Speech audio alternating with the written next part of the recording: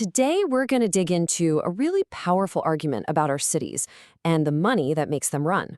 The main idea is pretty simple, but it's kind of a bombshell. The entire game has changed, all because money figured out how to move. So let's kick things off with a belief that you see all over the place, especially online. It's the idea that when you get down to it, wealthy people don't really have a choice about taxes. You know, that their money is stuck in one place, so they just have to pay whatever the government asks. But is that actually true anymore?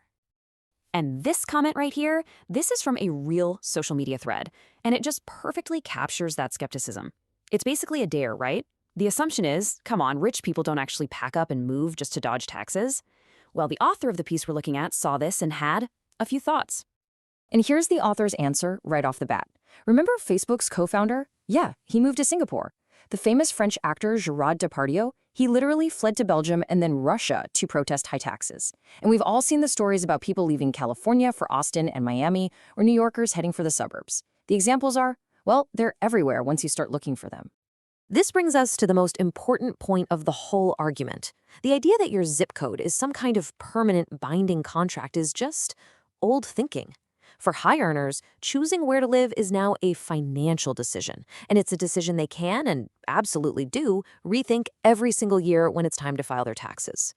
To really get why this is such a huge deal now, we've got to take a step back in time, back to an era when things were completely different, a time when capital couldn't just pack its bags and leave town. The author uses this fantastic metaphor. Money used to be heavy.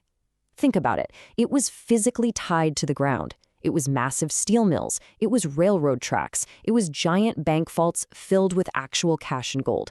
You couldn't just move a Rockefeller-sized fortune to another country overnight. It was literally locked in place by tons of concrete and steel.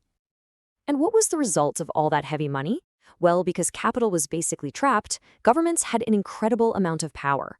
They could set top marginal tax rates at over 90%. They could do that because they knew there was simply nowhere for that money to run. And this wasn't just a quick thing either. We're talking about decades.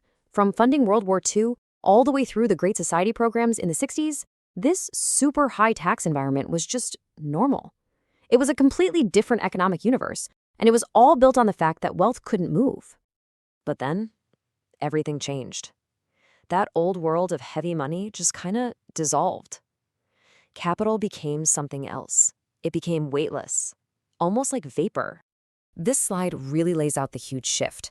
We went from capital that was bound to one place to capital that's instantly mobile, from wealth that was trapped by physical stuff to wealth that moves with the click of a mouse. And maybe the most important change of all, taxation went from being a form of coercion, basically a demand, to a form of courtship, like an invitation. So how did this all happen? The author argues it was basically a perfect storm.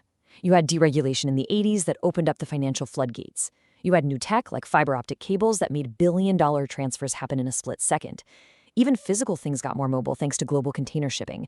And on top of all that, you had these incredibly complex financial tools like trusts and shell companies that make wealth almost impossible to pin down.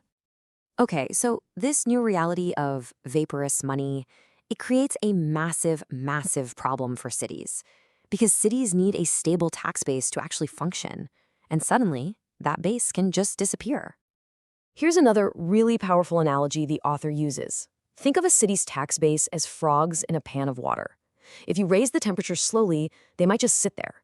But if you turn up the heat too fast, with a sudden new tax or big drop in quality of life, those frogs are going to jump right out and find a cooler pan. And this is exactly how that frog's leap plays out in the real world. The author describes this totally predictable cycle. First, a city proposes a big tax hike. The high earners feel the water getting hot, and they start making panicked calls to real estate agents in Florida or Texas. Then, they leave. And what happens next?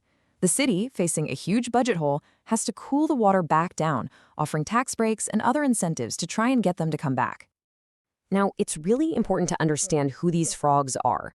The author isn't just talking about a handful of billionaires. They actually coined this amazing term, the princess and the pea class. These are high-earning professionals. Think doctors, lawyers, software engineers. They're super sensitive to these changes because, unlike billionaires, they can't change the rules where they live, but they absolutely have the money to just move. And this chart really shows you why that group matters so much. The author calls them the invisible scaffolding holding up a city's budget. While billionaires get all the media attention, it's this huge group of professionals that provides most of the tax revenue for everything: schools, transit, public services. So when they leave, the whole structure starts to shake.